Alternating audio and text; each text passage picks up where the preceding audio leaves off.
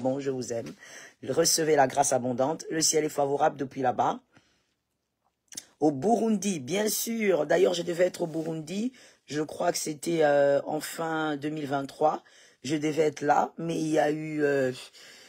je crois qu'il y a eu chevauchement de programme, quelque chose comme ça. J'ai pas pu être là, mais je serai là, par la grâce de Dieu. Le ciel est favorable depuis le Burundi. Le ciel est favorable. Jésus est vivant depuis USA. Le ciel est favorable depuis la France. Soyez bénis. Est-ce qu'on fait l'œuvre des bons évangélistes? Parce qu'on va carburer dans la prière et dans la réflexion très bientôt. Le ciel est favorable depuis la Turquie. Recevez des grâces abondantes. Je vous aime.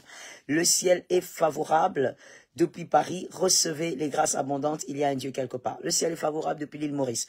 Je sens une déclaration prophétique qui monte dans mon esprit. Je pourrais le partager avec vous, n'est-ce pas?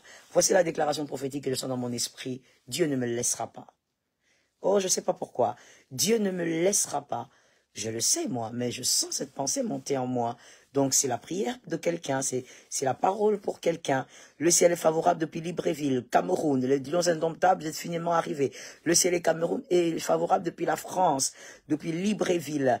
Est-ce que quelqu'un peut dire avec moi cette phrase prophétique que j'ai entendue, que j'ai captée dans le monde des esprits? Dieu ne me lâchera pas, Dieu ne me lâchera pas. Ou quelqu'un d'autre peut dire, Dieu ne me laissera pas. Oui, je sens ça dans mon esprit, I don't know why. Peut-être que c'est pour moi aussi, pour l'avenir ou pour le présent, I don't know. Mais je capte cette pensée et je la garde dans mon cœur et je la déclare d'ailleurs. Quelqu'un aussi peut le dire avec moi. Depuis le Malawi, soyez bénis mon frère prospère, prospérez là-bas. Depuis le Malawi, le ciel vous est favorable, soyez abondamment bénis. Quelqu'un peut dire ça, Dieu ne me lâchera pas, Dieu ne me lâchera pas. Oh my goodness. In the name of Jesus, que cette parole prophétique reste dans le temps. C'est merveilleux que de rester connecté dans la présence de Dieu. Évidemment, on est continuellement connecté dans la présence de Dieu puisque le Saint-Esprit vit en nous.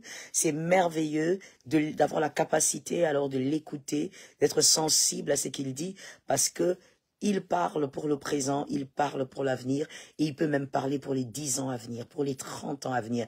Il peut même parler pour la postérité à venir. Alors nous captons cette parole qui vient de sa présence. Nous disons, Dieu ne me lâchera pas, Dieu ne me lâchera pas.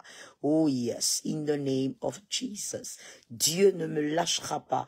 Oui, oui, oui, oui, oui. Je le capte moi-même aussi, par la grâce de Dieu. On l'a dit, on l'a prophétisé. Dieu ne me lâchera pas, in the name of Jesus. Est-ce que quelqu'un fait l'œuvre des bons évangélistes? L'onction de Dieu est avec vous. Est-ce que quelqu'un fait l'œuvre des bons évangélistes? Quelqu'un fait l'œuvre des bons évangélistes? Dieu ne me lâchera pas. Je le crois aussi. Je le crois fermement aussi. Dieu ne me lâchera pas. In the name of Jesus. Depuis le Burkina, Dieu ne vous lâchera pas. Il y a un Dieu quelque part. Les Burkinas sont là. Oh, vous êtes des vaillants. Vous êtes nombreux. Hein? Maintenant, vous commencez à faire l'œuvre des bons évangélistes, je comprends. Alors, on maximise, on carbure, comme on le dit ici. On maximise, on fait l'œuvre des bons évangélistes. On partage en ordre et en désordre. Partage au point où tu te rends compte que tu sais plus quoi faire. Parce que tu as déjà partagé à tous tes amis. Alors, on partage en ordre et en désordre. Dieu ne me lâchera pas. J'ai l'impression qu'aujourd'hui, ce sont les Burkina, les vaillants du Burkina, qui sont là et qui sont nombreux. Ce sont les vaillants du Burkina qui sont nombreux. Ce sont les vaillants du Burkina. Soyez bénis. Dieu ne me lâchera pas. Non, Dieu ne peut pas te lâcher. Que cette parole que nous avons captée dans le monde des esprits nous communique la volonté de Dieu et nous aide à demeurer dans la grâce. Dans la grâce. Alléluia. Quelqu'un d'autre a dit, je demeure dans la grâce. Allons-y comme ça, allons-y comme ça. Suivons la mouvance du Saint-Esprit. D'accord? Suivons la mouvance du Saint-Esprit. Alors, je demeure dans la grâce. Quelqu'un l'a déclaré une fois, tu l'as déclaré 2 fois, tu l'as déclaré 3 fois. La première déclaration a été pour toi, la deuxième a été pour ta vie, pour ta famille, la troisième a été pour tes entreprises, pour ton travail, pour tout ce que tu fais. 3 déclarations, je suis sous la grâce. Oui, alléluia. Nous le croyons, nous sommes sur la grâce. Alléluia. Oui, tu as raison. Dieu ne te lâchera pas.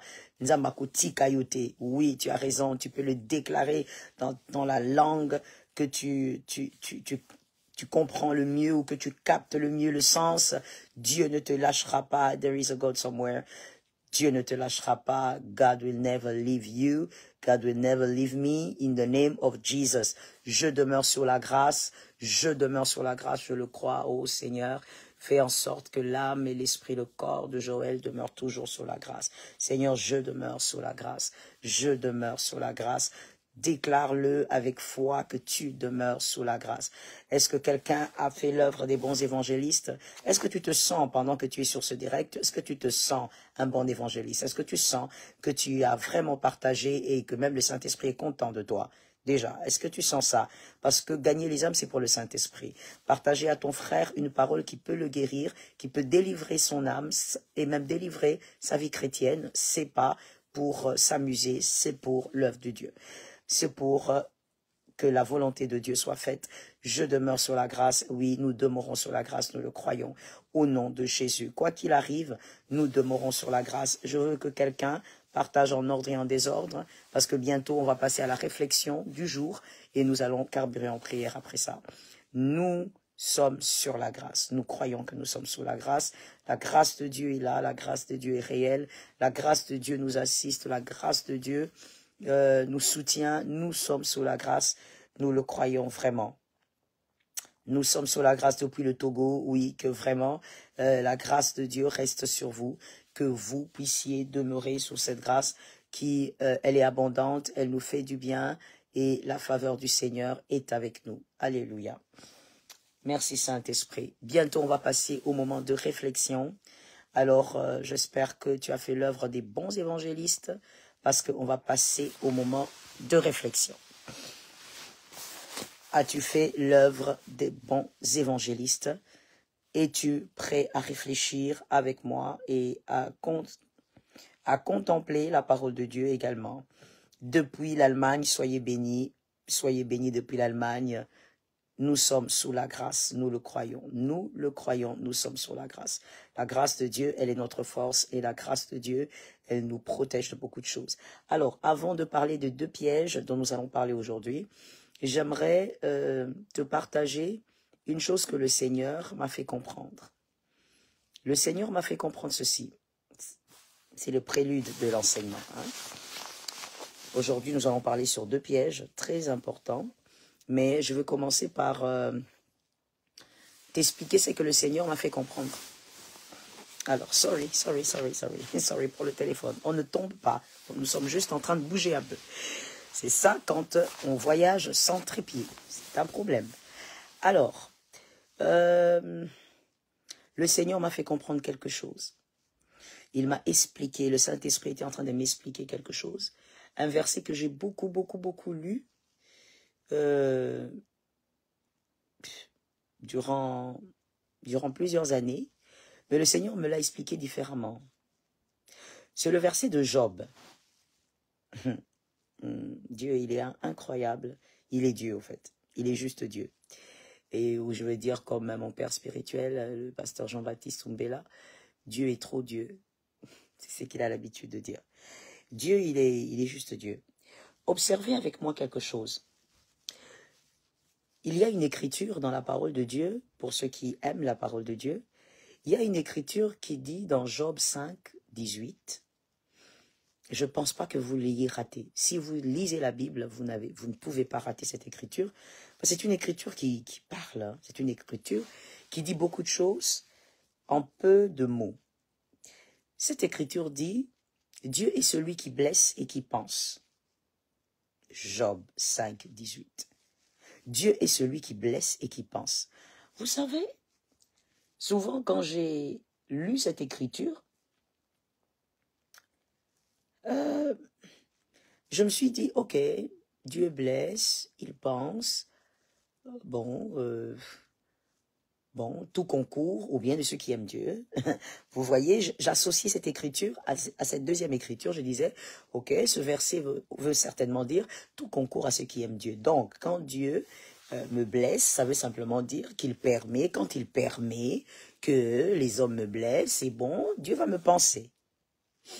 Il m'a fait comprendre autre chose. C'est qu'il arrive vraiment que Dieu blesse. C'est-à-dire que Dieu crée des circonstances pour que vous soyez blessés. je veux t'étonner, je te réchoque.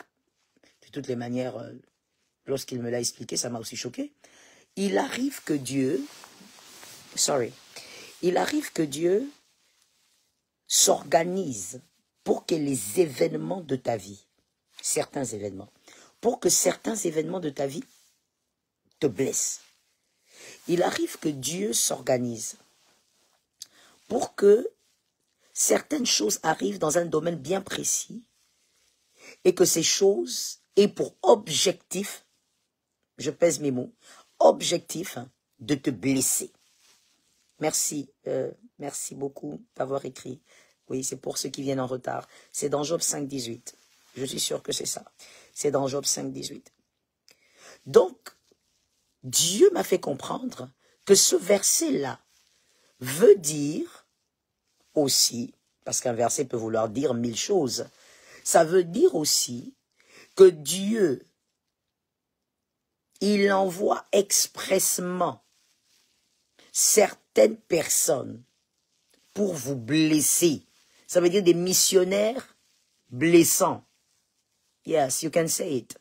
Les missionnaires blessants. C'est pas la thématique d'aujourd'hui, n'est-ce pas? Nous le savons. Aujourd'hui, nous parlons des pièges, mais je veux partager avec toi ceci parce que Dieu me l'a expliqué. Les missionnaires blessants. Quelqu'un m'a écrit ça, s'il vous plaît? C'est pour ceux qui viendront après, pour qu'ils sachent de quoi on parle. Dieu s'organise pour qu'il y ait des hommes, un peu partout, des missionnaires blessants. Dieu les crée, des Naaman. Dieu les fabrique. Des hommes qui ont pour but de vous blesser. Et vous ne pouvez pas rater cette blessure pour dire non, je fais le choix de ne pas être blessé. Non, non, non, non. Là, tu ne feras pas le choix. Pourquoi? Parce que ce sont des missionnaires de Dieu. Ils sont venus pour te blesser. Donc, Dieu va s'organiser pour qu'ils te blessent. Dieu va s'organiser pour qu'il te blesse. Quelqu'un se pose la question, mais what is this? Qu'est-ce que le pasteur raconte? C'est encore quoi ces choses? Job 5, 18. Dieu blesse et il pense. On ne dit pas Dieu va utiliser les circonstances pour vous blesser.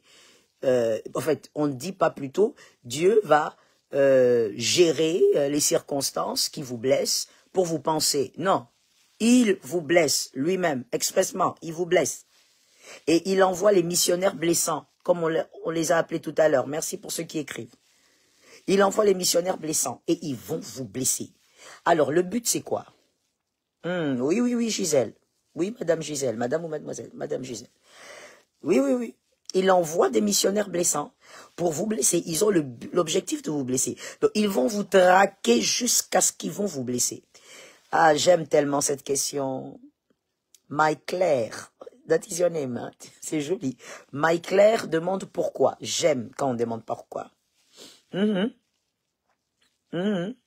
Ah, d'accord. Marina, merci pour ta version. Dans la version de Marina, dans Job 5, 18, il est d'ailleurs écrit, il fait la plaie et il la bande. Oh, wow. Merci Marina d'avoir écrit ça. Merci beaucoup. Il fait la plaie et il la bande. Vous voyez ça?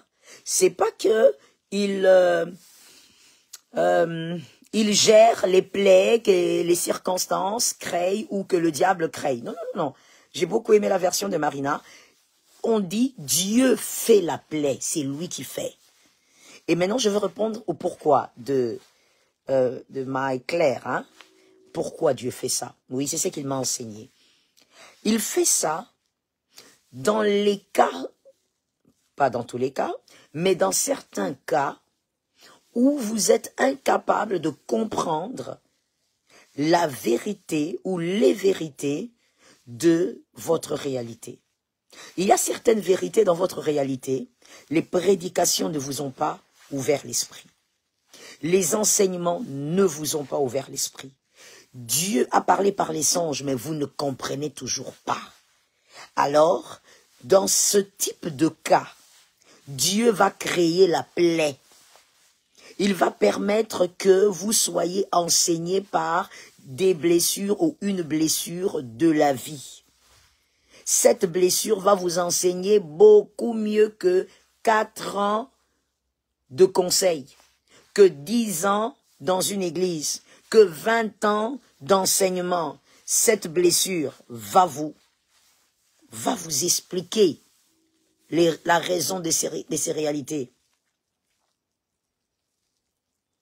Voilà, merci beaucoup, évangéliste Bianca, soyez bénis évangéliste. Je suis honoré de vous avoir sur mon direct, parce que quand je vois les serviteurs et servants de Dieu, je suis béni. Alors, j'aime aussi votre version, Dieu blesse, il pense. Yes, that's it.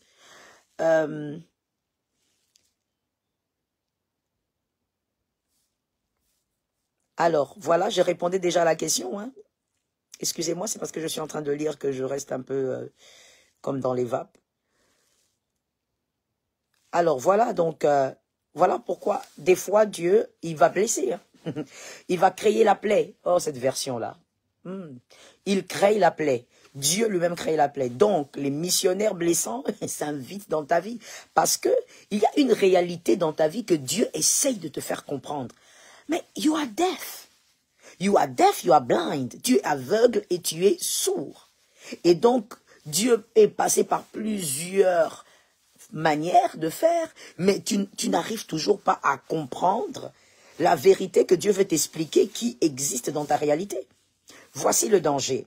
Si tu ne comprends pas la vérité de cette réalité, ben, ton ignorance peut biaiser ta destinée. Ton ignorance peut déformer ta destinée. Ton ignorance peut incliner ta destinée. Et Dieu ne permettra pas. Dieu ne permettra pas. Et puis, comme il ne peut pas le permettre parce que Dieu ne choisit pas les hommes pour échouer. Ok? Dieu choisit les hommes pour réussir. Voilà d'ailleurs pourquoi Dieu achève toujours ce qu'il commande. Il achève toujours avant de commencer. Il achève toujours avant de commencer parce que justement, Dieu n'échoue pas. Dieu ne peut pas échouer.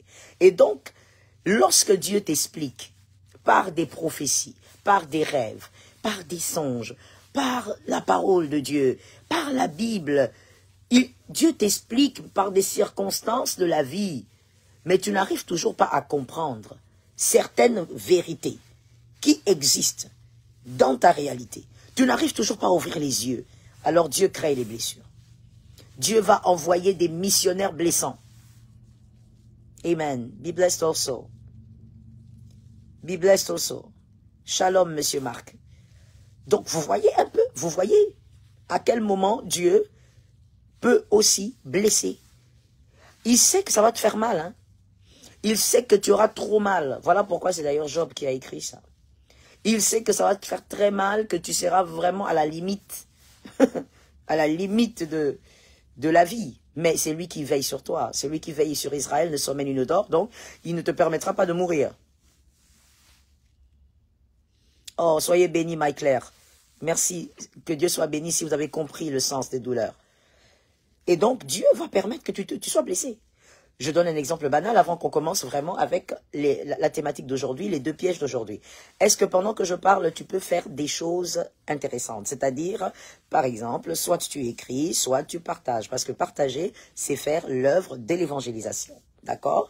Même sur les réseaux, on évangélise. Merci. Alors, je donne un exemple avant de passer au sujet d'aujourd'hui. Dieu, par exemple, dans ta réalité, veut te faire comprendre depuis des années que tu as des amis qui te détruisent dans ton dos.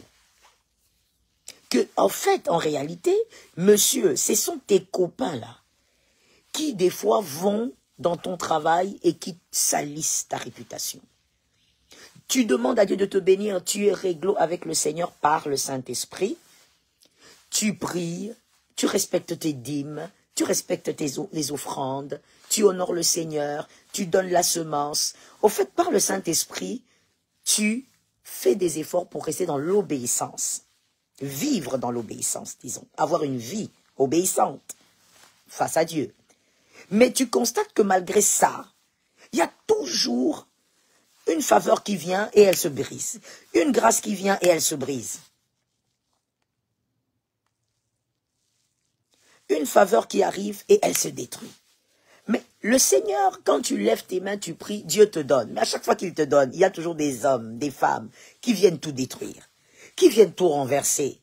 Il y a toujours des personnes derrière ton dos, tes amis, qui viennent créer le désordre dans la bénédiction de l'Éternel. Mais toi, tu ne vois pas ça. Alors, qu'est-ce que Dieu fait? C'est un exemple, je disais. Qu'est-ce que Dieu va faire? Amen, shimen. Soyez aussi bénis. Qu'est-ce que Dieu fait? Dieu va créer des blessures. Dieu va faire en sorte que ce fameux ami qui a l'habitude d'aller à ton travail et de salir ta réputation, et à ce fameux travail, on commence à te regarder d'un autre œil. Tu perds de crédibilité, alors que le travail venait du Seigneur. C'est Dieu qui t'a béni. Mais Dieu va s'organiser pour que les blessures t'enseignent. Dieu va s'organiser pour que cet ami te trahisse à un très haut niveau. Disons, à l'échelle le plus bas, Dieu ne fait rien. Quand cet ami te fait le désordre là, Dieu regarde. Au petit niveau là, il fait rien. Mais quand la bénédiction, Dieu augmente la bénédiction, Dieu s'organise pour que la bénédiction augmente, tout en laissant ce traître là maintenant te trahir au sommet. Et là, tu tombes de haut. Tu fais une chute libre. Tu fais une chute libre sérieuse. Ça veut dire que tu te poses la question, mais qu'est-ce qui m'est arrivé? Comment est-ce que c'est lui qui me fait ça? Oui, Dieu s'est organisé pour que la plaie là soit très grande, mais là au moins tu as retenu une leçon, mon frère, qu'aucun conseiller ne t'aurait communiqué, qu'aucun prédicateur ne t'aurait communiqué. Et là tu n'as même pas besoin que l'on puisse te réenseigner la chose, parce que tu as capté avec ça veut dire, tu as compris le message avec ta chair, avec tes os, avec tous les organes internes et externes. Tu as tout compris. Ça veut dire que tu as tout compris avec tout ton être. Pourquoi? Parce que la blessure a été forte. Et là, quand le missionnaire blessant a fini son travail que Dieu lui a accordé et que d'ailleurs lui-même ne sait pas, tu vas peut-être rompre d'amitié avec ce fameux ami. Oui, mais pour ça c'est pas trop grave pour le Seigneur, parce qu'il sait que ce n'est pas forcément un ami de la destinée. C'est-à-dire que si tu le perds aujourd'hui, c'est pas comme s'il y a des choses que tu rateras dans ta destinée ou des choses que tu seras incapable de recevoir dans le parcours. Dieu met ce gars à côté, Dieu met cette fille à côté, mais au moins tu as retenu la leçon. Une leçon qu'aucun conseil n'a pu te communiquer. Et donc, des fois, je répète pour la 3e fois, des fois, Dieu permet, lui-même, il l'a dit dans Job, il te blesse, et lui-même, il sait comment il va te penser. Il ne va pas te tuer, il ne faut pas t'inquiéter. Tu as vraiment l'impression que la mort est là, tu as même l'impression que tu es en train d'asphyxier. Non, non, non, tu vivras. Tu ne mourras pas. Tu vas dans la chambre, tu as l'impression que tu t'étouffes pas. Tu vivras, il te pense lui-même. Que Jésus soit béni et que Jésus nous aide. Voilà pourquoi, pour certaines choses dans la vie, s'il te plaît, mon frère, que l'expérience des autres te rende sage, mais aussi que la parole de Dieu t'aide à comprendre la volonté de Dieu pour éviter que Dieu aille jusque-là. Parce que tu vois, quand Dieu va jusque-là, c'est vrai qu'il te pense, mais voilà, ça a été des moments pas faciles, hein, et voilà, ça ne changera pas. Alors, est-ce que tu as fait l'œuvre des bons évangélistes, même si je ne vois pas vraiment que tu as fait l'œuvre des bons évangélistes? Nous allons aller avec le sujet d'aujourd'hui. Les pièges. Avant-hier, on a parlé des pièges, hier aussi et aujourd'hui. On parle de 2 pièges par jour. Le premier piège par rapport à votre vie chrétienne, le deuxième piège par rapport au couple ou aux mariés. Mais aujourd'hui, je veux faire un petit équilibre. Je veux parler de 2 pièges dans la vie d'abord des célibataires et puis je parle dans la vie des mariés. Donc, les 2 catégories, vous allez vous retrouver à moins que tu sois de la 3e catégorie. C'est-à-dire que toi, tu as fait un vœu au Seigneur, tu ne vas jamais te marier. Ben alors là, tu n'es pas célibataire, mais tu es marié à ton vœu. Tu es marié à ton vœu et donc voilà. Donc, toi, si tu es la 3e catégorie, tu te marieras jamais et c'est ton vœu. Donc, on ne va pas te compter vraiment parmi les célibataires. Bref, les célibataires et les mariés. On commence par les célibataires, mais on commence par vous. Le piège. Ne tombez pas dans ce piège-ci. Se marier à tout prix. Est-ce qu'on peut m'écrire ça? C'est le premier piège et ça concerne les célibataires. Se marier à tout prix.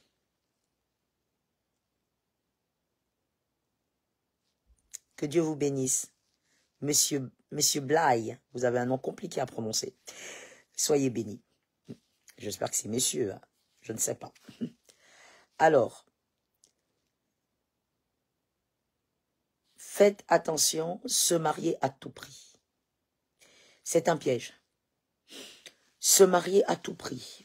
Il faut d'abord qu'on règle certains fondements ici. C'est vrai qu'on n'aura pas assez de temps, mais qu'on en parle légèrement, mais bien. Se marier à tout prix, c'est un piège. Aujourd'hui, même les garçons, les hommes sont dans ça. C'est extraordinaire. Même les hommes aujourd'hui sont à la course, sont en course. Vous voulez vous marier à tout prix. Premièrement, à cause de l'entourage. Tout le monde dit, marie-toi. Pourquoi tu ne te maries pas? Deuxièmement, à cause de mes collègues. Mes collègues sont mariés. Je dois aussi me marier. Troisièmement, à cause de l'âge. Maintenant, j'ai 40 ans. Je dois me marier. Homme comme femme, il faut que je me marie. Se marier à tout prix a créé beaucoup de problèmes dans la société. Et peu importe de quelle société il s'agit. Trop de problèmes. Peut-être que vous, dans votre petit coin, vous ne le savez pas, mais nous autres, en tant que pasteurs, nous écoutons tous les jours. Tous les jours. Et nous écoutons beaucoup tous les jours. Tous les jours. Ce qui se passe est horrible. C'est horrible, pourquoi? Pendant qu'on écoute l'enseignement, on fait deux choses. On écrit et on partage, n'est-ce pas? Thank you. Partage. Au moins à 100 personnes. Une seule personne, tu dois partager au moins à 100 personnes. Ben, je ne sais pas si c'est possible, déjà. Si c'est possible, il faut le faire. Alors, je disais, se marier à tout prix est un grand piège. En tant qu'homme ou femme, se marier à tout prix. Je dois me marier à cause de ces éléments que nous venons de citer tout à l'heure. Et finalement, les gens se marient et ils sont dans quelque chose qu'on ne sait pas définir parce que ce n'est pas un mariage. Se marier à tout prix est un piège pour l'homme. Pourquoi? Parce que vous n'allez pas tenir compte de la préparation. Alors qu'un homme doit se préparer avant de se marier. Commençons par les hommes. L'homme doit se préparer d'abord psychologiquement à se marier. Parce qu'il a grandi seul, il est né seul, même si c'est un jumeau, mais là, c'est vivre avec une femme, c'est pas vivre avec un autre homme. Voilà, nous ne sommes pas d'accord avec ça et nous ne serons jamais d'accord avec ça jusqu'à ce que Jésus reviendra. Merci. On se marie quand on est un homme avec une femme. Alors, psychologiquement, il faut être prêt. Vivre avec une femme, c'est pas coucher avec 2, 3 filles par-ci, par-là. C'est pas avoir une copine avec qui tu te baladais avec et puis vous vous séparez le soir et vous avez fait 12 ans de copinage. Ça n'a rien à voir. Vivre avec une épouse, il faut se préparer psychologiquement à vivre avec une épouse. Et s'il vous plaît, je l'ai dit tout à l'heure, on n'aura pas le temps certainement, mais on va le dire bien, mais rapidement. Et ici, je veux interpeller toutes les mères, s'il vous plaît. En tant que mère, préparez déjà votre fils psychologiquement à vivre avec une épouse. Deuxièmement, un homme doit se préparer matériellement. Lorsqu'on n'est pas prêt matériellement, on ne se marie pas. Je te réchoque. Lorsqu'on n'est pas préparé matériellement, on ne se marie pas. Il ne faut pas dire que tu es prêt psychologiquement. D'ailleurs, si tu es prêt psychologiquement, ça va t'amener à la préparation matérielle. C'est ça, en fait. C'est ça. Alors, ne te marie pas, monsieur. Quelqu'un va encore écrire ici ou aller dire quelque part. Le pasteur Joël a dit, quand on n'a pas d'argent, on ne se marie pas. Non, je veux mieux dire que c'est que tu penses entendre. Au fait, ce que je veux dire, c'est si tu n'as pas les moyens de t'occuper financièrement d'une épouse, ne te marie pas. Ne te marie pas. Parce que ce que vous voulez faire aujourd'hui, jeune homme, c'est ça, se marier à tout prix. Et ça, c'est parce qu'il y a ces 3 éléments devant vos yeux. Soit c'est la pression de la famille, de la société, ou encore c'est l'âge, ou c'est la course avec les amis. Ton ami Marc s'est marié, tu dois te marier parce que toi, tu t'appelles Louison, tu t'appelles Kevin, il faut que tu te maries. Non. Tu n'as pas les moyens financiers de t'occuper d'une femme, ne te marie pas. Nous sommes ici en tant que chrétiens. Ok, donc, dans la parole de Dieu, parce que c'est ça l'absolu, Dans la parole de Dieu, il n'y a aucune écriture, de Genèse jusqu'à Apocalypse, qui montre que Dieu a encouragé ces genres de mariage que vous faites aujourd'hui. Tu n'as pas les moyens, tu comptes sur les moyens de l'Église. L'Église va cotiser pour que je me marie. My goodness, feu sur toi. Je parle aux hommes d'abord, hein. C'est l'homme le chef, je commence par les hommes. Monsieur, feu sur toi. C'est pas possible que ce feu-là ne te brûle pas, que ce feu brûle tes mauvaises pensées et que les bonnes pensées soient remplacées. Que les mauvaises soient remplacées par les bonnes. Feu sur toi, monsieur. Non. Est-ce qu'on partage d'abord en ordre et en désordre? Il faut d'abord commencer par là. Il ne faut pas seulement me dire Amen. Hein. Faut partager, c'est important. Monsieur, feu sur toi. Tu veux te marier, tu dis l'Église va contribuer. Tu dis l'Église va cotiser. Tu dis ma famille va cotiser. J'ai un oncle qui va m'aider. C'est quoi cette affaire? Parce que tu veux te marier à tout prix. La préparation est importante. Dans la parole de Dieu, on a vu Dieu et on le dit, on le redit et je sais que ça vous lasse un peu. Dieu n'a pas permis à Adam de penser femme avant d'avoir tout organisé autour d'Adam. Il a placé tout.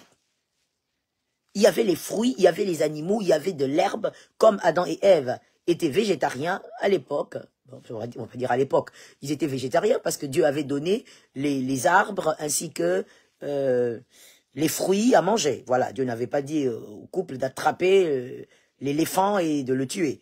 Non, ils étaient végétariens. Donc, Dieu avait déjà placé les arbres, il avait déjà placé de l'eau, il avait tout placé au fait, même l'eau. Il a séparé la terre et le ciel, il a séparé les eaux d'en haut, les eaux d'en bas. Dieu a tout organisé. Parce qu'on ne se marie pas si financièrement on n'est pas prêt à prendre une femme en charge. Dieu, dans la parole de Dieu, on n'a pas vu Abraham dire à Eliezer, va chercher la femme pour Isaac, alors qu'Isaac n'a rien. Isaac doit avoir. Tu dois prendre soin. C'est une responsabilité de l'homme. Ce n'est pas à la femme. Génération perverse. Perverse. Génération perverse. Je vous appelle encore 3 fois. Génération perverse. Aujourd'hui, les femmes veulent s'occuper. Au fait, les femmes veulent prendre la place des hommes, c'est-à-dire, elles veulent s'occuper entièrement du mariage, prendre en charge l'homme. Ça veut dire quoi, ça? Qu'est-ce que ça veut dire?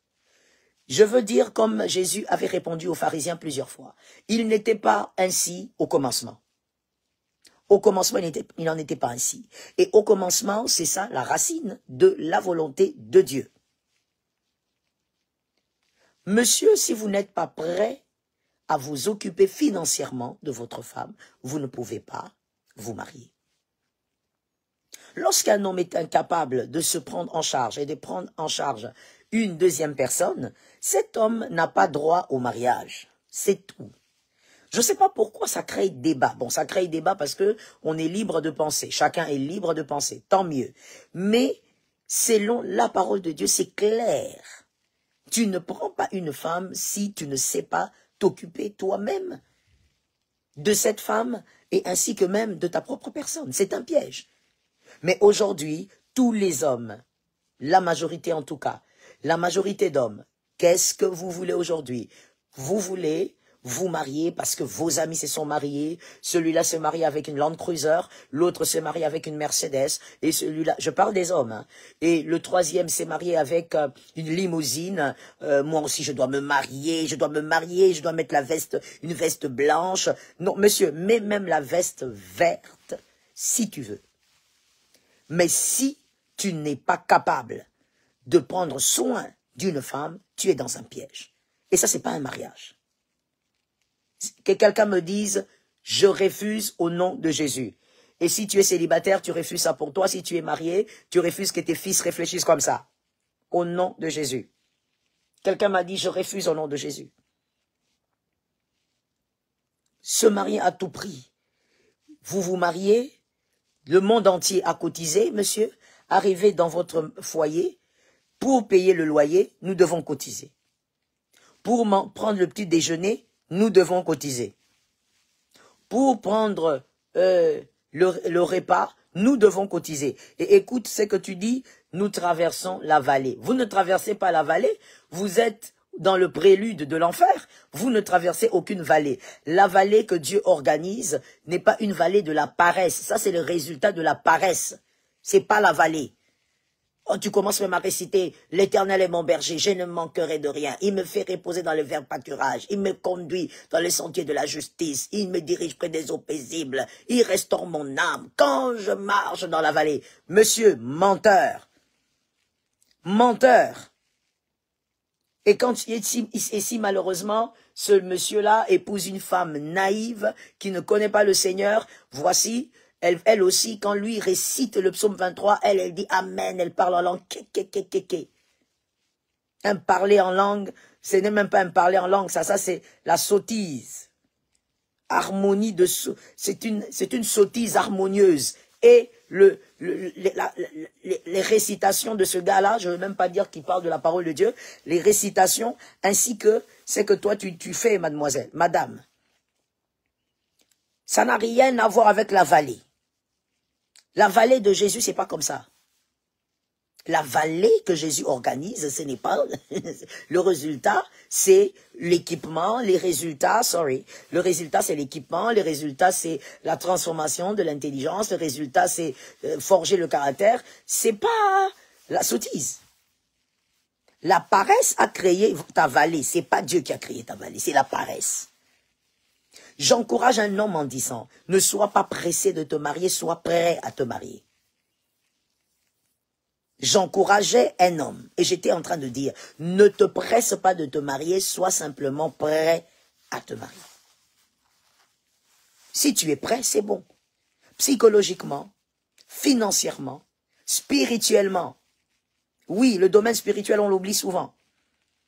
Le domaine spirituel aussi. Tu dois être préparé spirituellement, monsieur. Je ne parle pas des dames. Là, je parle que des hommes. Est-ce que vous pensez qu'on terminera?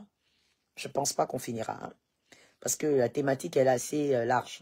Bref, on y va d'abord. L'homme doit être préparé spirituellement. Parce qu'il devient chef. Quand il se marie, dès qu'il se marie, il devient chef. Vous savez, lorsque il y a cette liturgie pour certaines églises, ou quand la femme se marie, il y a le père qui prend sa main et qui amène sa fille vers l'homme. Est-ce que vous connaissez ce que ça veut dire? Est-ce que vous jouez avec ça? Est-ce que vous badinez avec ça? C'est pas une blague. C'est pas une blague. C'est un remplacement spirituel. L'autorité spirituelle change. Est-ce que vous avez déjà réalisé, madame? Voilà pourquoi une fois j'avais dit que j'avais pris beaucoup de risques en me mariant. J'avais vraiment pris un gros risque. Gloire à Dieu, le risque a été bon. Gloire à Dieu, gloire à Dieu. Jésus a eu pitié de moi. Les prières de ma maman m'ont localisé. Hein? Est-ce que vous comprenez que l'autorité change? Lorsqu'on prend la fille, on donne à l'homme le jour du mariage. L'autorité change. C'est-à-dire que toi, madame, mariée aujourd'hui, les célibataires, peut-être, elles sont dans les vapes, elles ne pensent qu'à la robe du mariage. Madame, toi, suis-moi pour cette partie. Est-ce que tu as déjà réalisé que spirituellement parlant, devant Dieu et devant Lucifer, et tous les autres esprits avec, lorsque ton père déclare une parole, ton père vivant, hein, lorsqu'il déclare une parole sur toi, madame, cette parole n'a pas plus d'autorité que la parole de ton mari. Et que la parole de ton mari peut renverser la parole de ton père biologique. Est-ce que vous avez déjà réalisé ça? Est-ce que vous avez déjà compris la gravité de ces choses? Quand vous, monsieur, vous voulez vous marier en désordre, vous n'êtes pas prêt spirituellement à être le chef d'une femme. Cette femme est capable de mourir parce que le serpent est passé par là. Je parle du serpent spirituel, le diable. Il est passé par là, le serpent a joué avec vous. Et toi, monsieur, parce que tu es un chef distrait, le diable tue ta femme. Et voilà, tu restes veuve comme ça, veuf. Alors que toi, en tant que chef, tu devais être à la brèche. Est-ce que vous comprenez l'autorité spirituelle d'un homme marié? Lorsque vous prenez vos garçons de 22 ans, 23 ans, vous les bousculez dans le mariage. Parce que, va vite, il faut que tu fasses tes enfants trop vite, parce que moi, je veux être une mémé jeune, je veux être une mémé mignonne. Est-ce que vous réalisez ce que vous faites? Est-ce que vous comprenez que ces garçons-là ne sont pas prêts spirituellement? La plupart des garçons, je veux choquer, la plupart des garçons que vous mariez en désordre dans les églises ne sont pas prêts spirituellement à assumer la fonction de chef spirituel dans la vie d'une personne. Et là, c'est quand seulement la femme est là. Et vous, vous aimez tellement certaines choses que je ne veux pas dire ici. Vous aimez tellement, dès que vous vous mariez, c'est incroyable, quoi. C'est incroyable. Ça veut dire, vous ne travaillez plus, vous ne faites plus rien. Tout ce que vous faites, c'est être dans le jardin d'Éden, en tenue d'Adam. En tenue d'Adam. Vous avez une rapidité. Même Adam n'avait pas cette rapidité-là. Lorsque Ève a été chassée du jardin d'Éden, elle n'était pas enceinte. Hein? Regardez comment Adam a pris quand même un peu de temps. Ève n'était pas enceinte quand on l'a chassée du jardin d'Éden. Les enfants sont venus en dehors du jardin. Mais si c'était toi dans ces jardins d'Éden-là, je parle des célibataires qui sont là, si c'était toi, ça veut dire que dès le jour où Dieu te présente chez Adam, je ne sais pas si vous allez dormir, vous n'allez même pas dormir, tu n'allais même pas avoir le temps de causer avec le serpent parce que tu n'as pas le temps, tout le temps. Vous accélérez, les enfants viennent. Maintenant, quand les enfants viennent, cet homme n'est plus le chef spirituel que de la femme. Il devient aussi le chef spirituel des enfants. My Jesus, épargne-nous du mal. Des enfants. Donc ces enfants-là, si le diable arrive à entrer dans la maison, dans ta maison, marié aujourd'hui, célibataire aujourd'hui, marié demain, si le diable arrive à entrer dans ta maison, et ta fille de je ne sais pas quel âge a un esprit de nuit, un esprit qui vient la toucher la nuit, un esprit qui vient coucher avec elle la nuit, c'est parce que le chef de famille a un problème. Je te réchoque. Si ton fils a une femme de nuit, alors que toi, tu es dans la maison, monsieur le chef, c'est que toi, tu es un chef irresponsable. Ta spiritualité est à revoir. Tu es un homme, un chef de famille, spirituellement, il est comme des murs. Il ressemble à des murs. Sa spiritualité, la spiritualité d'un père, d'un chef de famille, ressemble à des colonnes de feu qui se lèvent. Personne ne peut entrer dans ta famille. Personne ne peut entrer dans ta famille et commence, même si ta fille ouvre des portes spirituelles, elle regarde la pornographie, comme les jeunes d'aujourd'hui, avec un téléphone ou je ne sais pas quoi. Mais parce que toi, père, tu es à la brèche et tu es spirituellement allumé, la prière que tu fais ne permettra pas au diable d'entrer. Ta fille n'a pas ta fille, comment je veux le dire, ta fille n'est pas plus haute que toi spirituellement. Donc, peu importe ce que les enfants font dans la maison. Je dis bien, peu importe ce que vos enfants font dans la maison, que vous ignorez, qui peuvent ouvrir des portes mystiques, des portes spirituelles, si le père est à la brèche, si le père est un homme d'esprit, le diable n'entre pas.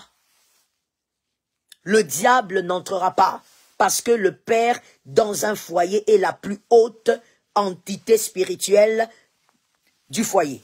Normalement, c'est comme ça, selon la parole de Dieu.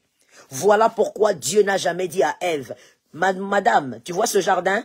À gauche ici, ne va pas. À droite, là-bas, tu peux aller. Mange ceci. La Bible dit, Dieu a dit à Adam.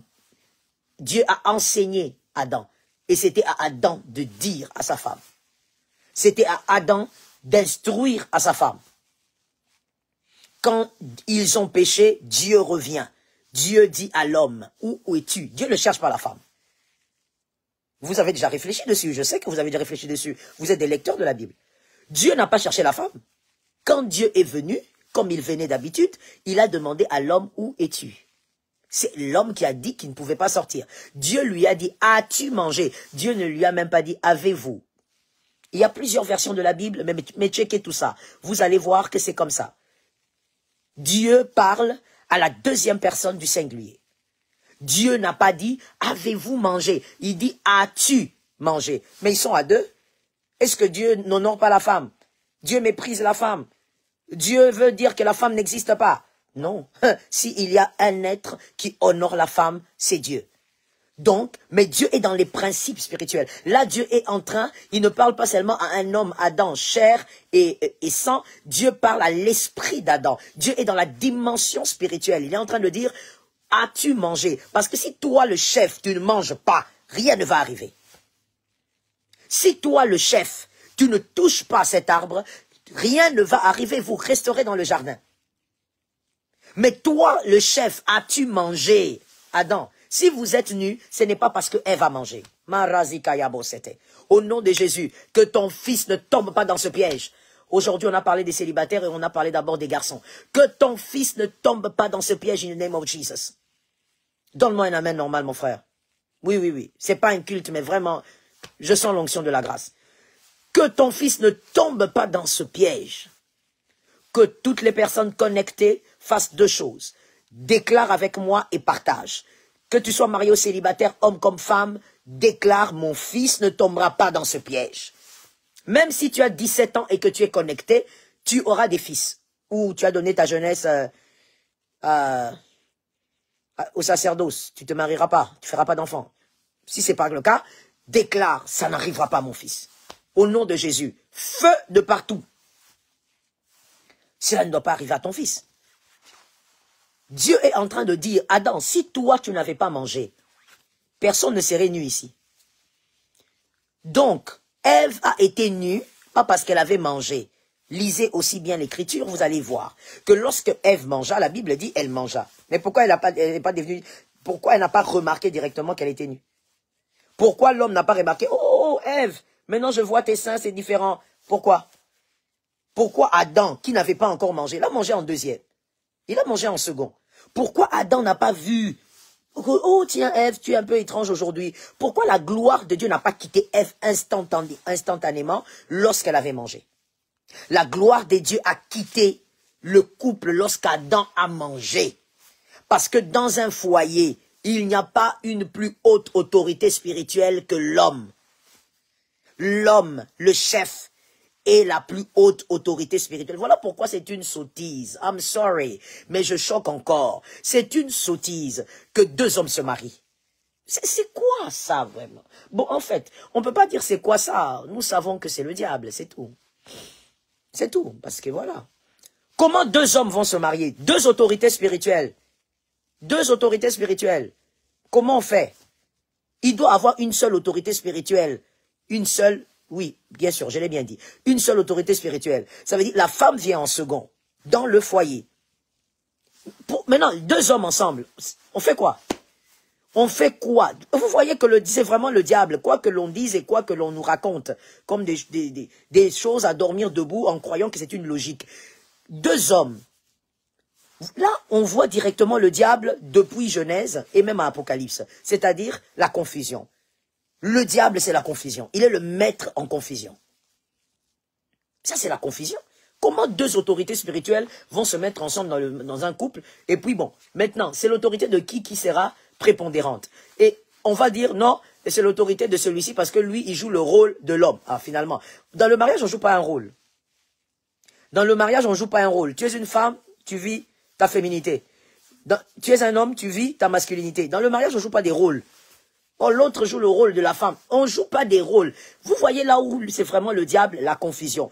Puisque déjà, au niveau de l'homme, ou bien on va dire au niveau corporel, on joue des rôles, il y a l'un qui joue le rôle de la femme, c'est-à-dire qu'en réalité, toute cette histoire n'est qu'une vaste blague. Parce que vous êtes déjà par certaines réalités, vous êtes obligé de jouer des rôles. Il y a quelqu'un qu'on appelle maman. Pourquoi tu l'appelles maman? Ou alors on dit non, on n'appelle pas maman, c'est deux papas. Bon, deux papas. Et puis il y a l'un des papas qui est un peu efféminé. Il parle comme une maman. Ben, vous ne trouvez pas que c'est vraiment le dragon? C'est vraiment cet être de confusion qui sort de l'eau. Il a le corps du léopard, la tête des lions. Ça veut dire que c'est la confusion totale. Comment expliquer?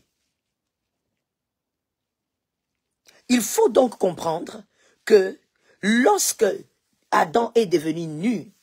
Et donc, lorsqu'on va dire, on va se dire simplement, lorsqu'ils ont constaté leur nudité, parce qu'ils étaient nus, mais c'est la gloire des dieux qui les enveloppait comme un habit, Adam a constaté sa nudité lorsque Adam a consommé le fruit. C'est pas que lorsque la femme avait consommé.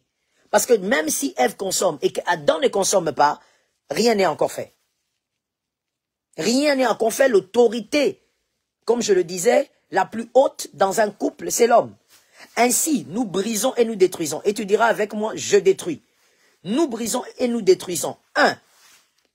Le fait que l'homme doit être le moins spirituel dans un couple. Nous brisons et nous détruisons.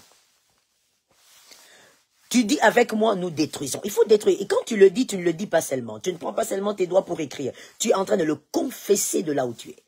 Et que ça se distille dans ta famille, ça se distille dans ta maison, ça se distille dans l'esprit de tes enfants. Nous détruisons d'eux. Nous détruisons le fait de croire que l'homme doit négliger les choses de Dieu et que la femme doit être zélée. Nous détruisons. C'est lorsque Adam consomme le fruit que la nudité est constatée. Si Ève avait consommé sans que Adam ne consomme, rien ne serait fait dans le jardin d'Éden, c'est-à-dire rien de négatif. Dieu aurait réglé le problème, mais la gloire de Dieu n'aurait pas quitté Adam. La gloire de Dieu a quitté Adam lorsque lui-même a consommé. Nous brisons et nous refusons. Cette pensée de croire, cette pensée que de croire que c'est la femme qui doit prier pour les enfants et l'homme doit être en arrière. L'homme doit être en retrait. Nous brisons et nous détruisons. C'est anti-biblique, c'est contre la parole de Dieu, c'est contre la volonté de Dieu. Donc, c'est l'esprit du serpent. Ce qui est contre la parole de Dieu, ce qui se lève face à la parole de Dieu, qui se lève contre la parole de Dieu, c'est le serpent. Nous disons anathème. C'est le serpent. Nous détruisons et nous brisons. Cette pensée que de croire que la femme doit être celle qui honore tous les principes spirituels et l'homme doit être dans un coin bourré, je ne sais pas de quoi, et ivre même de je ne sais pas de quelle liqueur, et c'est à la femme de s'occuper des principes spirituels. Nous brisons ça, nous refusons cela au nom de Jésus-Christ. Nous anéantissons cette pensée qui dit que l'homme, même s'il ne va pas à l'église, ce n'est pas grave. La femme ramène l'onction de l'église à la maison, car c'est la femme qui bâtit. La femme ne peut bâtir que si le chef est en train de jouer son rôle, au nom de Jésus. La femme bâtit, mais la femme n'est pas l'autorité spirituelle le plus élevée. L'autorité spirituelle le plus élevée, c'est l'homme. Au nom de Jésus de Nazareth, nous détruisons ces pensées-là. Que Dieu te donne la victoire. Mon frère, il faut refuser de tomber dans ce piège. Tu dois être spirituellement prêt pour épouser une femme. Ne tombe pas dans ce piège. Mon frère, tu dois être spirituellement préparé. Il ne faudrait pas que le Seigneur vous mette ensemble pour que le diable vienne jouer, blaguer autour de vous. Et toi, monsieur, tu dis quoi? Tu dis à ta femme, toi, va prier. Moi, je suis là, je me concentre sur le travail. Démissionnaire irresponsable, c'est toi qui crée des problèmes dans ce foyer-là. Démissionnaire irresponsable, c'est à cause de toi qu'à un moment donné, le couple va constater qu'il est nu. La gloire, le kabod va quitter le couple parce que toi, monsieur, tu ne sais pas que c'est à toi de ne pas permettre certaines choses dans ton foyer, mais c'est aussi à toi d'élever des prières, d'élever la consécration pour que la gloire ne quitte pas le foyer. La gloire quitte le foyer lorsque Adam consomme et non lorsque Ève consomme le fruit interdit. Ne tombe pas dans ce piège au nom de Jésus. Ne tombe pas dans ce piège par le feu de Dieu. Ne tombe pas dans ce piège par la puissance du Saint-Esprit.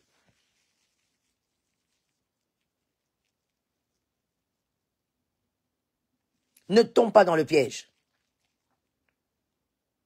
Lorsque Madame Mamie, je veux répondre maintenant aux questions. Parce que vraiment, avec seulement ce sujet-là, on n'a parlé que du premier piège et on n'a même pas parlé des femmes. Vous voyez, on parlera des femmes demain.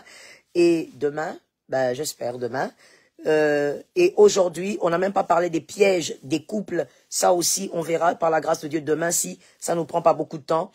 Aujourd'hui, on s'arrête seulement à ce premier piège et à la catégorie masculine. Et on va répondre aux 3 premières questions, comme on l'a fait les autres jours. Ici, il y a une question. Maman, when your husband died, in that case, Mommy, when your husband is dead, in that case, is you. The authority of your family, the spiritual authority of the family is you. Lorsque ton mari meurt, comme Madame Mamie a posé la question, l'autorité de la famille, c'est vous, automatiquement. Et même lorsque le père est vivant, lorsque le père est irresponsable, le père irresponsable, je parle spirituellement parce qu'il y a des hommes très responsables matériellement, financièrement, il se bat, il se casse la tête financièrement pour sa famille. De ce côté, il est parfait, mais spirituellement, c'est plus que moins 0. Et donc, dans ce cas-là, qu'est-ce qui se passe normalement? Automatiquement, spirituellement, Dieu compte sur la femme pour reprendre le relais. Dieu compte sur la femme pour reprendre les choses en main. Dieu compte sur la femme pour être celle qui va couvrir, sinon c'est la catastrophe. Au fait, c'est comme ça que Dieu a organisé les choses. Dieu a organisé les choses pour que la femme vienne. On l'a même appelée aide. Non, je ne sais pas pourquoi. Seigneur, délivre-nous du mal. On est simplement dans un monde pervers.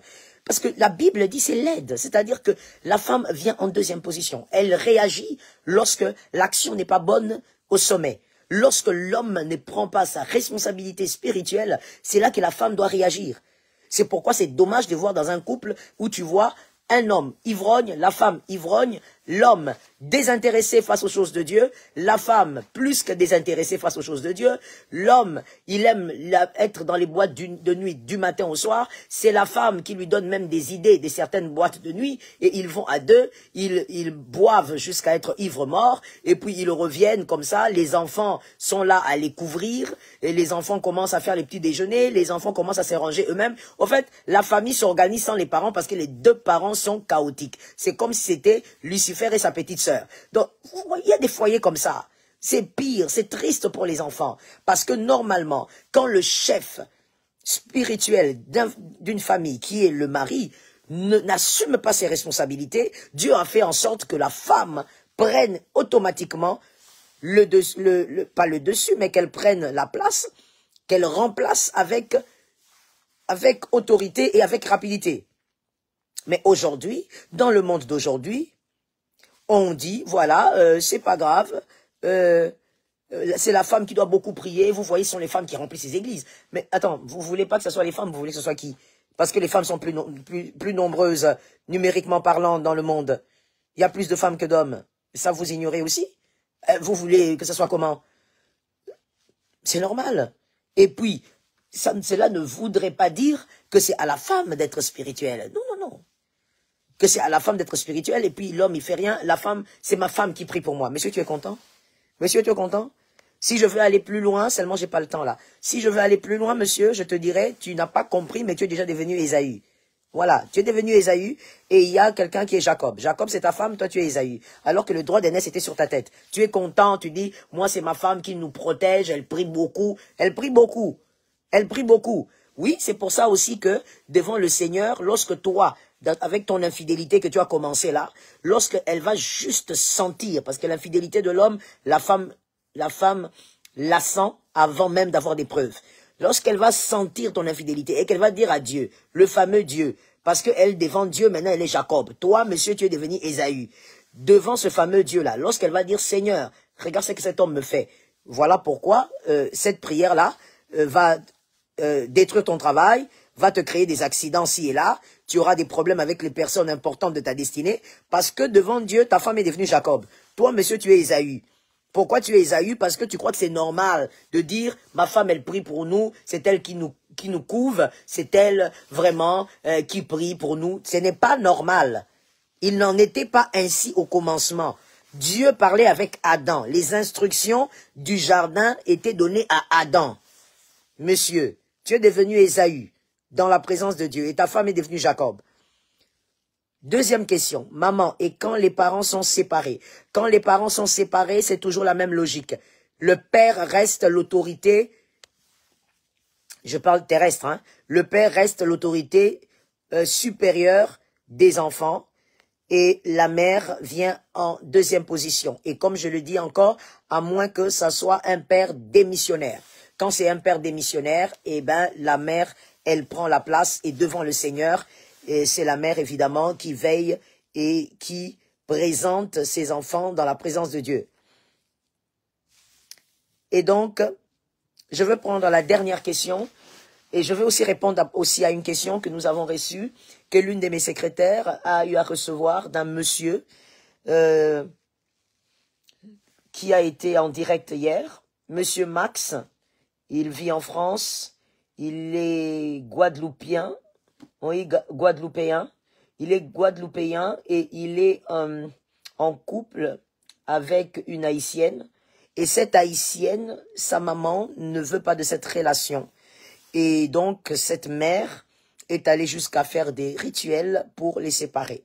Et le monsieur Max a découvert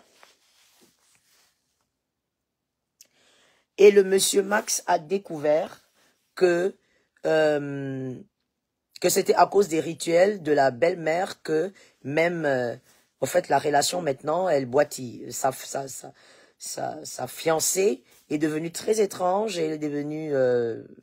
elle n'aime plus, elle veut plus de cette relation-là. Alors, monsieur Max veut savoir comment faire. Est-ce qu'il doit simplement prier?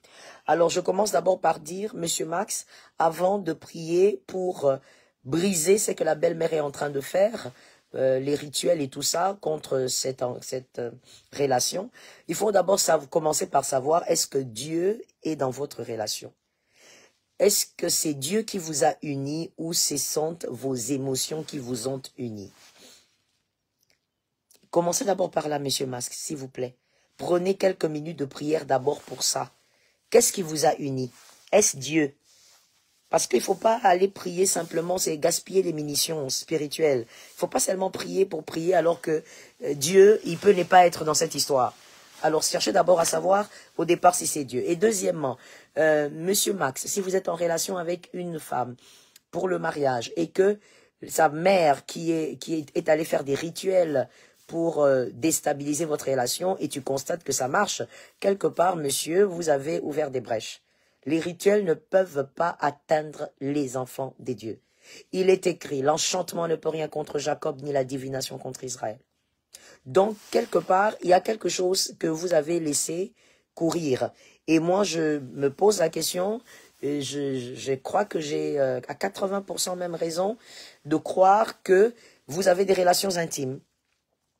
C'est pas votre femme, mais vous avez des relations intimes. Et quand vous avez des relations intimes avec une femme qui n'est pas la vôtre, parce que vous ne l'avez pas encore épousée, ni devant Dieu, ni devant les hommes, comme la Bible dit, donc forcément, les portes sont ouvertes, les portes spirituelles sont ouvertes.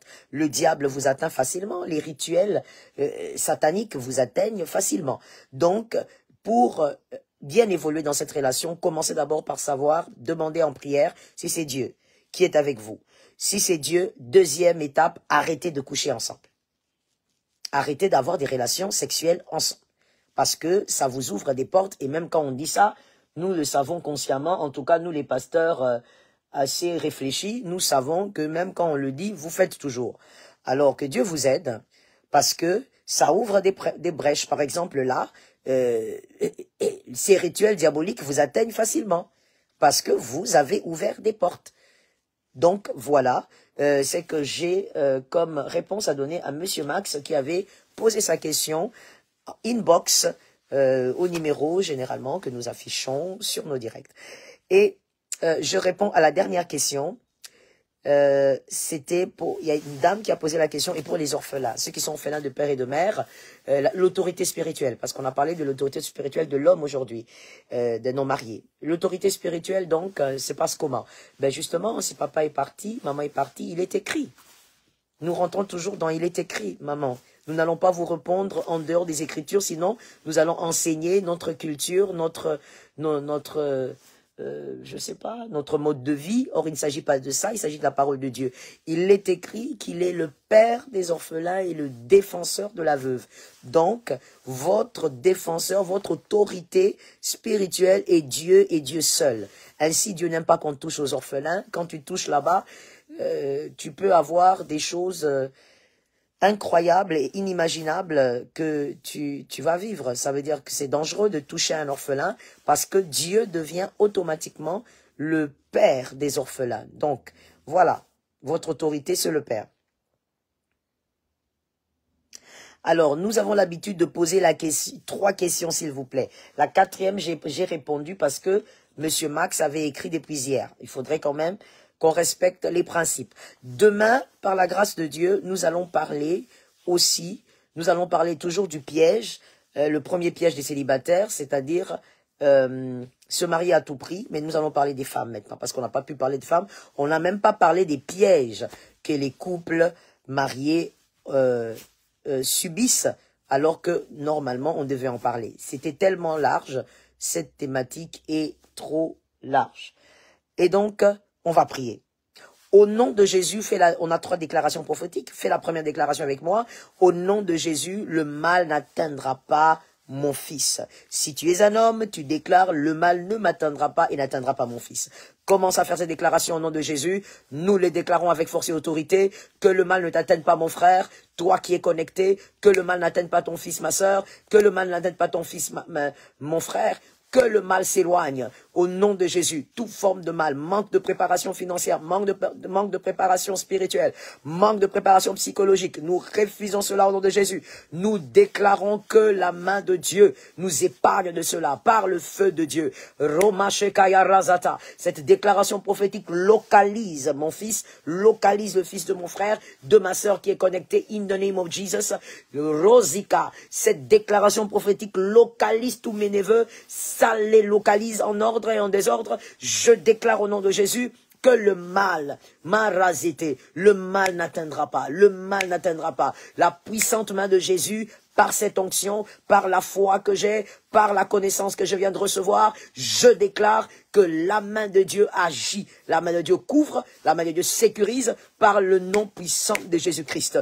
Au nom de Jésus. Deuxième déclaration prophétique. Nous déclarons, célibataires et mariés, hommes comme femmes, nous déclarons au nom de Jésus, le mariage qui ne vient pas des dieux est annulé. Nous le déclarons. Le mariage qui ne vient pas des dieux est annulé. Et nous parlons du mariage futur. Nous refusons au nom de Jésus tout mariage qui ne vient pas de Dieu, que le diable organise, que le diable prépare, que le diable met en place. Oh oui, le diable peut mettre en place un projet de destruction pendant 50 ans, un projet de destruction pendant 60 ans. Le diable est rusé. Marazika, il est rusé et très très patient. Alors frère, ne prends pas ça à la légère. Que tu sois marié ou célibataire, tu déclares au nom de Jésus. Toi qui es marié, tu le déclares pour tes enfants, pour tes fils, pour tes filles. Au nom de Jésus-Christ, si tu as les enfants avec toi, pendant que tu me suis, tu peux même les imposer la main. Razinama, tu peux imposer la main à tes enfants. Marosekaya, Morazata, Mashekaya. Si tu as tes enfants autour de toi, tu peux leur imposer la main. Tu déclares en leur imposant la main. Parce que l'Éternel va faire quelque chose de glorieux dans leur vie. Si tu as les photos des enfants, tu peux prendre ta main, placer sur ces photos et déclarer la présence. Que tu annules tout mariage diabolique, préparé. Rosaka, j'entends l'esprit me dire, Joël, ordonnez tous ensemble que même les mariages spirituels soient renversés. Que tout mariage mystique, au nom de Jésus, diabolique, soit renversé. Razakaya, que ton fils qui a 5 ans ne soit pas spirituellement marié. Que ta fille qui a 2 ans, qui a 20 ans, ne soit pas spirituellement mariée par un esprit. Marosika, nous renversons, nous annulons, in the name of Jesus, tout mariage mystique, satanique, diabolique, nous venons annuler. Tout mariage qui ne vient pas de Dieu, nous l'annulons aujourd'hui, au nom de Jésus. Razekaya Mabosti. Le diable peut préparer un mariage diabolique pour ta fille, alors que ta fille a encore quelques mois, alors que ta fille a encore 5 mois. Le diable commence déjà la préparation, parce que c'est un maître en préparation. Mais nous déclarons et nous disons que celui qui veille sur Israël, ne sommeille ni ne dort. Razimai, il a des projets de paix et non de malheur pour nous, afin de nous donner un avenir et de l'espérance. Nous déclarons tout mariage préparé dans le monde des ténèbres est annulé in the name of Jesus, est annulé par le feu de celui qui est vivant. Troisième et dernière déclaration, j'espère que tu le fais avec conscience. Nous déclarons au nom de Jésus que ce qui nous revient nous localise. Peu importe le nom de la chose, le type de chose, nous déclarons que ce qui est à nous en ce mois de mars, in the name of Jesus, que la saison ne passe pas, que la saison ne se termine pas, ainsi que ce qui nous revient soit pour nous. Razimaya Bosete. Nous déclarons et prophétisons, j'aime ta foi mon frère, déclare avec foi. J'aime ta foi ma sœur, déclare avec foi. Je crois que tu déclares avec foi. Ce qui te revient te localise en ce mois de mars. Ça ne peut pas t'échapper. Par l'autorité du Saint-Esprit, ce qui est à moi, à ma maison, à ma famille, à mon église, à mon pays, je déclare que ça nous localise. Nous ne ratons pas la saison in the name of Jesus. Razokayabasete, Rosimayabose. Toutes les personnes que Dieu a mis autour de moi afin que ma vie les aiguise, je déclare que ces personnes ne ratent pas leur saison. Toutes les personnes que Dieu a envoyées autour de mon ministère, afin que mon ministère les aiguise par la grâce de Dieu. Je déclare que ces personnes ne ratent pas leur saison. Razikayabos, in the name of Jesus. J'appelle à la grâce, à l'autorité du Saint-Esprit, Rosikayabase, Marazayama, que ce qui vient du ciel nous soit accordé comme il est écrit. L'homme ne reçoit que ce que le ciel a libéré. Nous recevons ce que le ciel a libéré pour cette saison. Nous recevons ce que le ciel a donné pour cette saison. Nous déclarons cela et nous déclarons que toute forme de maladie, toute chose étrange, bizarre, qui règne dans la maison, dans les familles, sortent au nom de Jésus. Au nom de Jésus, je sors la maladie de ta maison. Je sors la maladie de ta maison par l'autorité du Saint-Esprit. Toute anomalie, au nom de Jésus, spirituelle ou physique, qui est en train de se positionner dans ta maison, je le sors de ta maison par l'autorité du Saint-Esprit. J'appelle la gloire de Dieu, présence de Dieu, l'onction du Christ, par l'autorité du Seigneur. Marazeka, toi qui as un enfant malade, que l'enfant maintenant, par l'onction, par la puissance, reçoivent la guérison. La guérison au nom de Jésus. Père, merci pour la guérison de cet enfant. Merci pour la guérison de cette fille. Merci pour la guérison de cette fille. Par le nom de Jésus, je déclare la restauration de tous ses organes. Au nom de Jésus, Marazike, Marababo, Yekemai. Au nom de Jésus, que la vie pénètre dans cette maison. Cette maison qui manque de paix. Cette maison qui manque de tranquillité. Trop de troubles. Il n'y a aucune entente entre cet homme et cette femme. Seigneur, le diable est au milieu. Au nom de Jésus, que le serpent sorte, que le serpent déménage, la présence de Dieu. Père, à cause de la foi de cet homme qui est connecté, la foi de cette femme qui est connectée, je prie que la paix, le shalom de Dieu entre dans ce couple. Au nom de Jésus, que la confusion soit dans les camps du diable et que le shalom soit la part de tes élus. Par le nom de Jésus, j'appelle l'onction, j'invite l'onction, j'impose l'onction. J'appelle la puissance du Saint-Esprit. Qu'il en soit ainsi, que le Dieu des miracles opère au-delà de nos demandes, au-delà de nos espérances, au-delà de nos prières, au nom de Jésus-Christ. Quelqu'un a dit avec son âme Amen, avec son esprit Amen, et même la chair est obligée de dire Amen. Gloire au Saint-Esprit. Le ciel vous est favorable, je le crois. Aujourd'hui, c'était la séance qu'on devait avoir. Demain, nous aurons notre 4e séance parlant des pièges. Et demain, espérons que Dieu nous aide. Nous allons parler du premier piège parce qu'il n'est pas fini. Le premier piège qui était se marier à tout prix quand on est célibataire. Et nous allons plus parler maintenant des femmes. Aujourd'hui, nous allons parler des hommes. Que Dieu donne aux hommes de ta famille la carrure spirituelle convenable pour accomplir leur mission. Que Dieu donne aux hommes de ta famille l'intelligence, la sagesse pour faire de leur saison ce que Dieu attend d'eux. Que Dieu donne aux hommes de ta famille la capacité et l'intelligence de lire leur temps ainsi que leur saison pour entrer dans la volonté parfaite de Dieu. Qu'il en soit ainsi. Quelqu'un a dit le ciel est favorable. Vanessa, tu es bénie. Elsa, tu es bénie. Troisième personne, c'est qui? Le ciel est favorable. Le ciel est favorable. Le ciel est favorable. J'ai déclaré la bénédiction sur Céline, tu es bénie. Tu es la 3e sur mon écran. Tu es bénie.